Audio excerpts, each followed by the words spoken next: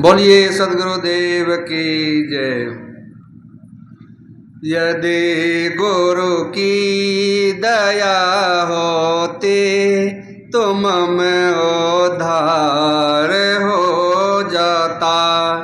जगत की मोह ममता, जगत की मोह ममता से छूटे कर पार हो जाता। यदि गुरु की दया होते तो मम उद्धार हो जाता। विषय के पंख में धस करे जगत के मोह में फंस करे। विषय के पंख में धस करे जगत के मोह में फंस करे। मैं निज पद भोल बैठा हूँ, मनोज तन सार हो जाता।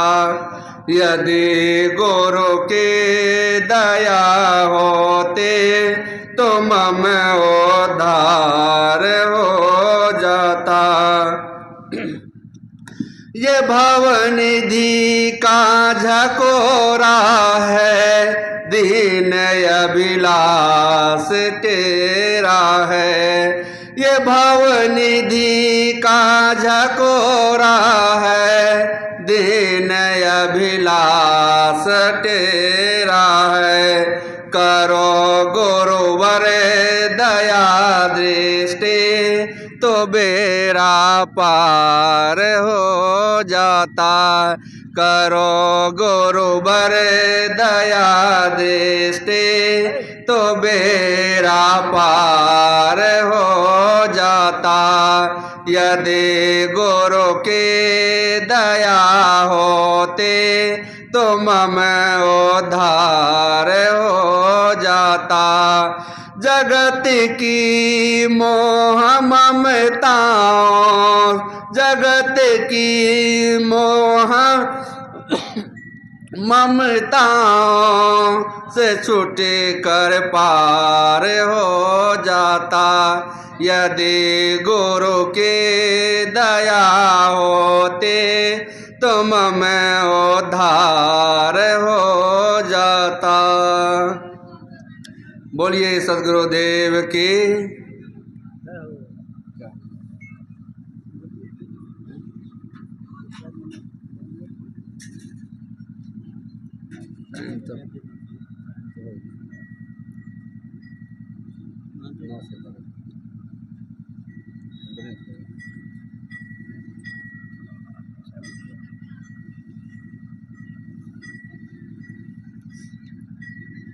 मैं आप लोगों के समक्ष एक भजन रखा। समय हो चुका है, 9:47 हो गया है।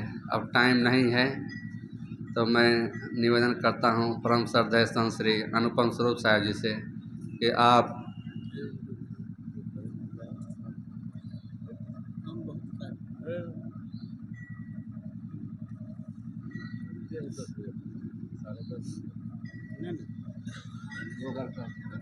काम बहुत है, काम है तो हम लोग को काम भी कर।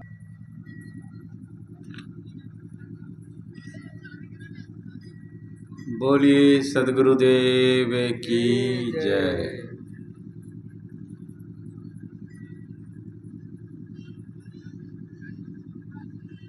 परम वंदनीय संत समाज सत्संग प्रेमी बंधुओं, आज परमेश्वर लाल जी की सुपुत्री के इस शादी के अवसर पर पूर्व संध्या में कार्यक्रम रखा गया है।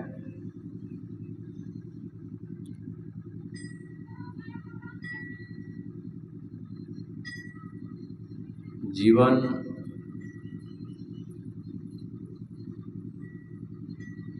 गृहस्थ जीवन में जब प्रवेश करता है, व्यक्ति एक विशेष प्रकार से वहन करने का नाम विवाह होता है। जीवन तो सब लोग जीते हैं, विशेष प्रकार से जीना, दो आत्माओं का मिलन सृष्टिकर्म का ये अनोखा बंधन होता है, जिसमें से दो आत्माओं को एक जगह जीने का समय मिलता है, जीवन साथी मिलता है। हमें सहयोग से जीना होता है, एक मित्र मिलता है, हम सफ़र मिलता है। उसके लिए जब हम दूसरे का मान सम्मान करते हैं तो अपना भूल जाना होता है। जो व्यक्ति साथी चाहता है, संग चाहता है, वो अपना ईगो नहीं रख सकता है। अपने मन को मार करके, अपने हक को मार करके दूसरे को सहयोग करना होता है। इसीलिए जब हम दूसरे का सुनेंगे, समझेंगे और उसको साथ देंगे, अपने अहंकार तृष्णा सब मिटाना पड़ता है। और जो अहंकार रखता है, स्वार्थ रखता है, उसकी दोस्ती, मित्रता, शादी का बंधन अच्छा नहीं बीतता है। उसी के व्यवहार में बहुत खटास होती है। तो व्यवहार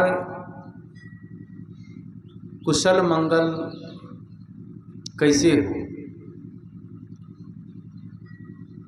तो गृहस्थ जीवन के बंधन में बंधने के लिए लड़का और लड़की की दोनों की मर्जी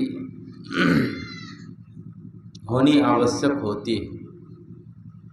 आप दोस्ती करना चाहते हैं और जीवन भर निभाना चाहते हैं, जीवन भर का बंधन बांधा जाता है। कहते हैं तो 7 जन्म तक, लेकिन इसी जन्म भर निभ जाए बहुत बड़ी बात होती है। और जो समझदार होता है उनका अच्छा निभता भी है। बस ये है, हम एक दूसरे का सम्मान करना सीखें। जब एक दूसरे के अपमान व्यक्ति करने लग जाता है, उस अपमान की अवस्था में विभेद पैदा होता है और आपस में टकराव होता है, दुराव होता है, चिंता होती है और कई समस्या हमारे सामने आती है। आज तक दोस्ती उसी की टिकी है जो अपने न खा करके मित्र को देखता हो। गृहस्थी जीवन एक अनोखा जीवन है और वो विशेष व्यक्ति होना चाहिए जो अपना व्यवहार को मधुर बना के चले। अपने व्यक्तित्व को जितना ऊंचा उठाएगा और अपने जीवन साथी का जितना सम्मान करेगा, आपका सम्मान उसी में है। जो गुरु का सम्मान करता है उसका सम्मान खुद होता है। जो पति का सम्मान पत्नी करती है उसका सम्मान खुद बढ़ता है। जो पत्नी अपने पति का अपमान करती है वो अपना अपमान करती है। इसीलिए अर्धांगिनी कहा जाता है। आधा अंग, उसी को अर्धांगिनी कहा जाता है। अर्धांग, एक आधा इसका अंग, आधा उसका अंग। यदि अपने अंग पर चोट देंगे तो हमें ही चोट लगेगा। ये समझ करके व्यवहार मधुर हो, प्रेम व्यवहार हो और बढ़िया से जिए। कभी भी माता पिता को बच्चे की गलत आदतों पर प्रोत्साहन न दे। बच्चे और बच्ची यदि एक शादी बंधन में बंध रहे हैं, यदि बच्ची की गलती है प्रोत्साहन न दे, उसको अकेले में बैठा कर समझाए और जो गलती है उसको दिखाए, क्योंकि हर व्यक्ति को अपनी गलती नज़र नहीं आती है। तो व्यवहार कुशल बच्चों को बनाना पड़ता है। पेट से कोई बच्चा व्यवहार कुशल नहीं आता है। इसी जीवन में यहाँ सब ज्ञान देना पड़ता है। पति के साथ कैसे रहना है, सास के साथ कैसे रहना है, ससुर के साथ कैसे रहना है, देवर के साथ कैसे व्यवहार करना है, देवर के साथ एक भाई जैसा व्यवहार हो, पति के साथ एक मित्रता का व्यवहार हो, और ससुर के साथ एक पितृवत पिता का व्यवहार। जैसे अपने माता पिता प्यारे होते हैं, वैसे सास ससुर माता पिता हैं, उनके एक भी आज्ञा का अवहेलना न करे, किसी को मुंह पर जवाब न दे भी तो मधुर पूर्वक विनम्रता से दे। सही सही भी बोलना है तो विनम्रता से बोले, उग्र होकर के नहीं। कहा जाता है सही चीज भी यदि उग्र होके कहा जाए तो वो गलत ही होता है। इसीलिए बहुत ही मधुरता के पूर्वक व्यवहार होता है, उसके गृहस्थी जीवन में कभी दुख नहीं होता है। इसीलिए पति और पत्नी एक मित्र होते हैं, जीवन साथी होते हैं। जीवन साथी की रक्षा कैसे हो, हमारे जीवन साथी को कोई दुख ना हो तो अपने दुखों को मिटाना पड़ता है, अपने दुखों को दबाना पड़ता है, फिर दूसरे का दुख देखा जाता है। जितना पत्नी का व्यवहार मधुर हो उतना पति का भी व्यवहार मधुर होना चाहिए। मेरा आशीर्वाद है कि जिस बच्चे की शादी है, क्या नाम है, प्रेमलता रानी, उनको बहुत बहुत साधुवाद और आशीर्वाद, उनके जीवन में कभी दुख ना आए। प्रेमलता एक परिवार को छोड़ के दूसरे एक नए परिवार में जीने जा रहे हैं, तो उनको उस परिवार को समझना होगा, वहाँ जाके उनके व्यवहार को समझना होगा, पति के व्यवहार को समझ करके और जो सही रास्ता हो वो अपनाते रहे, मधुर व्यवहार करते रहे और अपने जीवन में जो सेवा सहयोग हो। दुनिया में सेवा सबसे सर्वोपरि है और सेवा भावी व्यक्ति कहीं भी जाएगा वो भार नहीं होता है, और हर व्यक्ति के हृदय में सेवा की भावना वाले व्यक्ति की जगह हो जाती है। तो सेवा भावी हैं ही, इस परिवार में अच्छे संस्कार मिले हैं, अच्छे व्यवहार से वहाँ अच्छे संस्कार से जीना है।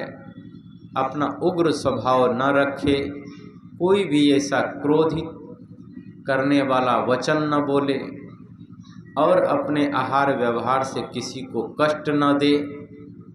ये सबसे बड़ी साधना होगी। संत गुरुजन का आशीर्वाद यही है कि अपने व्यवहार को कुशल करके तत्परता सेवा भाव में सदैव लगा रहे। हम जहाँ अनाज खाते हैं, पीते हैं, जीवन काटते हैं, हमारा व्यवहार होना चाहिए कि हम वहाँ जाकर के बढ़िया व्यवहार से रहें और अपने व्यवहार से सबके मन को जीतें। हेलो, सबके मन को जीतें और खुश।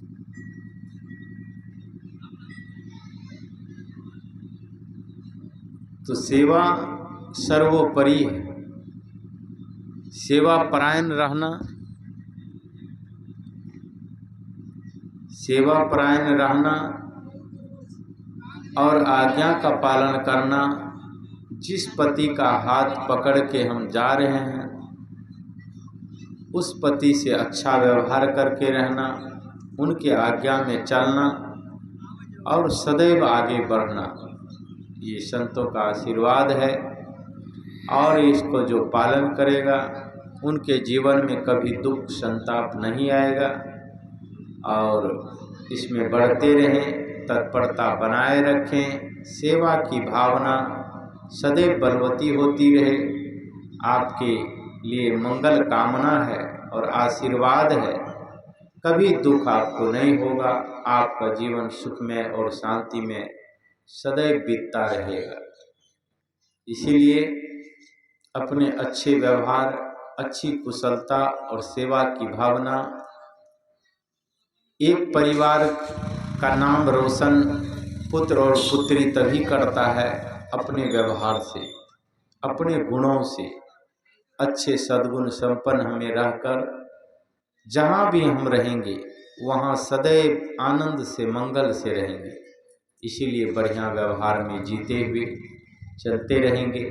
संतों का आशीर्वाद, गुरुजनों का आशीर्वाद सदैव उन पर बनी रहेगी और संतों की छत्र छाया मिलती रहेगी। तो ये परिवार संत गुरुजन से बहुत पहले से जुड़े हुए हैं ही। उनका आशीर्वाद सभी संतों की ओर से मैं गुरुदेव को आराधना करता हूँ।